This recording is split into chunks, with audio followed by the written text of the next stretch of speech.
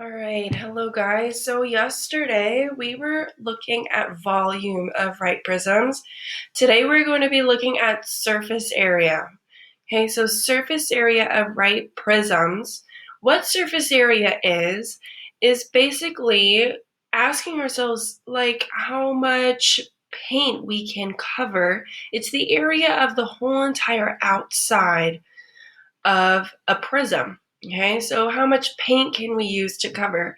Or how much wallpaper or wrapping paper do we need to cover this entire prism? And that's what surface area is. So, and I will also give you the link to be looking at this website as well. So that way you can play around with the website and kind of get to know it a little bit better, see these things, okay? So we're going to be looking at 14.2, so many faces, okay? So, of course, here is a prism. It is a prism because it's got this plus sign as a base and a plus sign down here, although we can't see it necessarily because it's standing on it. And it's got rectangles connecting all of the sides together. Okay, so we're looking at 3 students, and they say that they're trying to calculate the surface area of this prism. So Noah's one of them, and Noah says this is going to be a lot of work. We have to find the areas of 14 different faces and add them all up, okay? And so Noah, he's not wrong because I've got the base and the other base, so that's 2 faces so far. And then I've got the faces of all of these sides, okay? When I add them all up, all of the faces together, that's 14 faces. So we definitely could. And all of these faces right here are going to be 2 inches by 11 inches.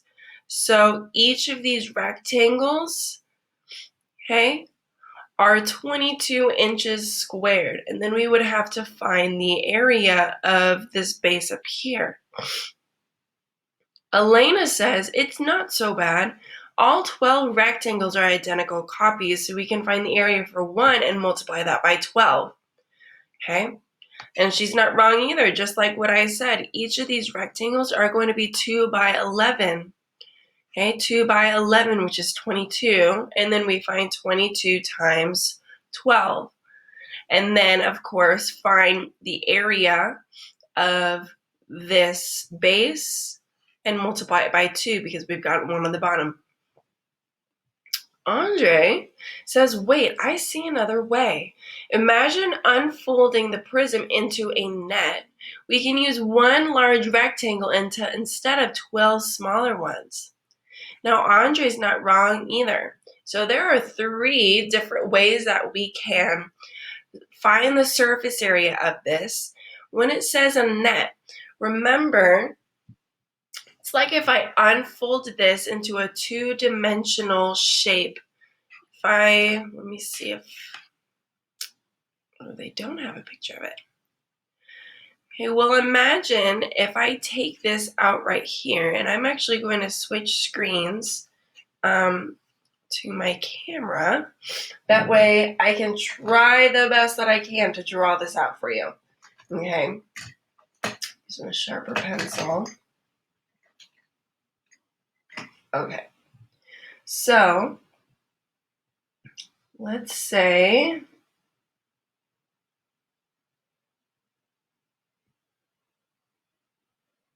I've got this plus sign, okay, and then I've got the 1, 2, 3, 4, 5, 6, 7, 8, 9, 10, 3, 4, 5, 6, 7, 8, 9, 10, 11.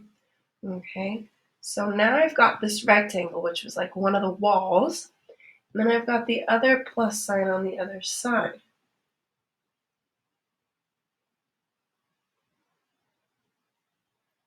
So imagine now if I've got 12 of these, so if I unfolded that shape, 1, 2, 3, 4, 5, 6, 7, 8, 9, 10, 11, 12. Okay, so if I unfold that shape, it's going to give me this really big rectangle in the middle. Okay, so we know that the height of it from here to here is 11 inches. Okay, but what is the width of this? I know that there are 12 2-inch rectangles, so I could say that it's 24. Okay, in other words, this edge of the rectangle is the perimeter of this plus sign. Okay, remember that the perimeter of the plus sign is all of the outside edges all added up. So if I had 2 by 2 by 2, okay, and I add all of these 2's up, it's going to give me 24, okay? So I've got the area of this rectangle, this big rectangle, which is 24 by 11. 24 by 11, let me do that math really quickly. Just 264. Look at that, 264 squared inches. I've got the majority of my surface area now. All I need to do is add up, find the areas of one of these plus signs and multiply it by 2. Okay, so the way I'm going to do that is I'm actually going to say that I've got all these squares. Okay, if I've got all these squares that are 2 by 2, so it's a 4, and I'm just going to add all of these up together. 4 times 1, 2, 3, 4, 5 is 20. So this is 20 squared inches, which means this is also, of course, 20 squared inches. So now I just got to add all of these up together. So 264 from the big rectangle plus 20 plus another 20. It's going to give me 304 squared inches. Okay, so the surface area of this big prism is 304 squared inches. Okay, I want to look at another little example here. Okay, so between for this, of course, you don't have a partner since we're at home. I want us to see if you can find the surface area of this. If you want to pause it, you can, so that way you can try to figure it out on your own, and then I will go over it as well. Okay.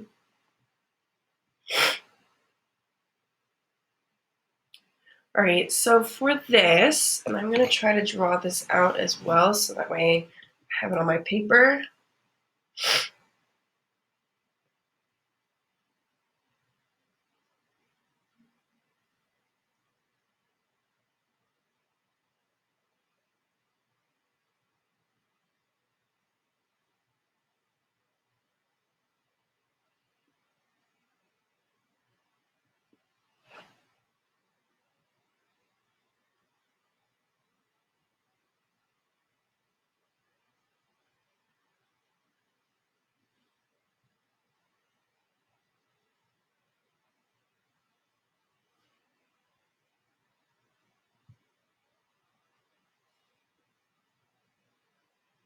All right, so I did the best that I could to kind of draw this out. Okay.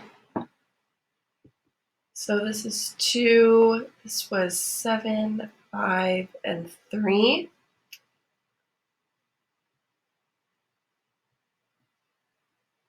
Okay. And then the height of the prism,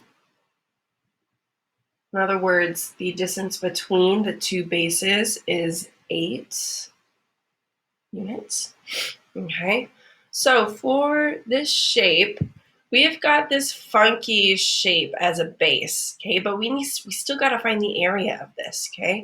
Of course, there's two ways that we can do this. We can imagine a net, okay?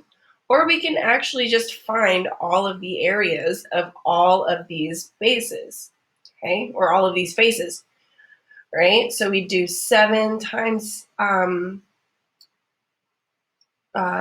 to find the bottom, what it's sitting on, I would do 7 times 8 to give me 56.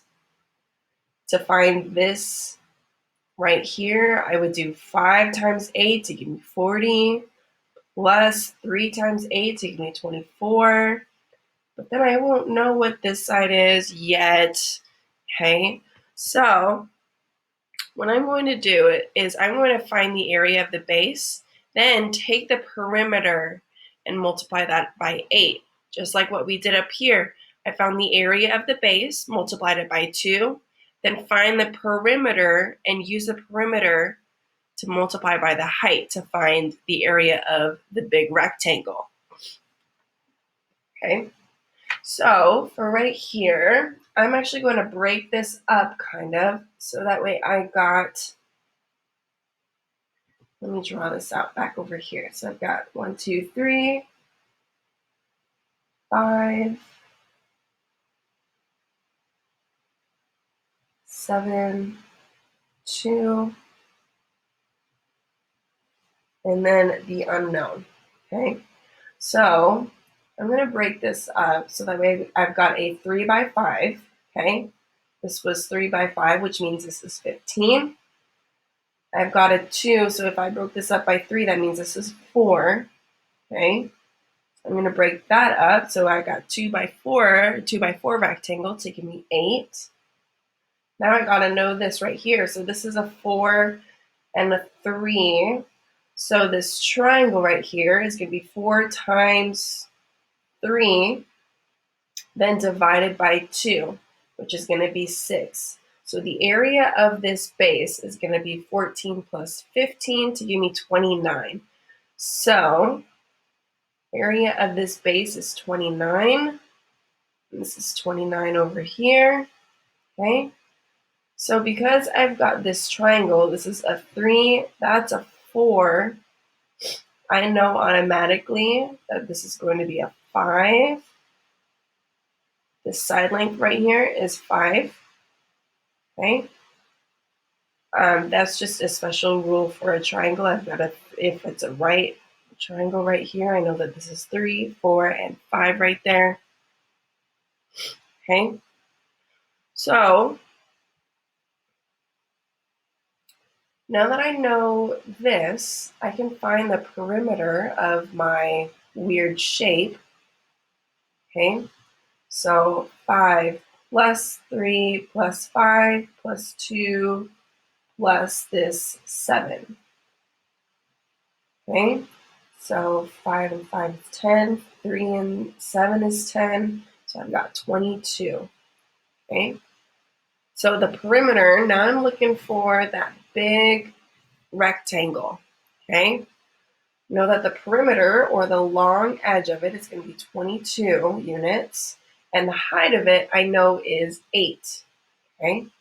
22 times 8, let me type that into my calculator.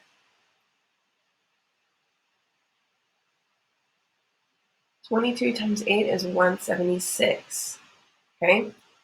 So 176, and I know that this is 29, so I need to remember, add on the two bases, 29 plus 29, so off to the side, 176 plus 29 plus 29, 18 plus 6, it's going to give me 24,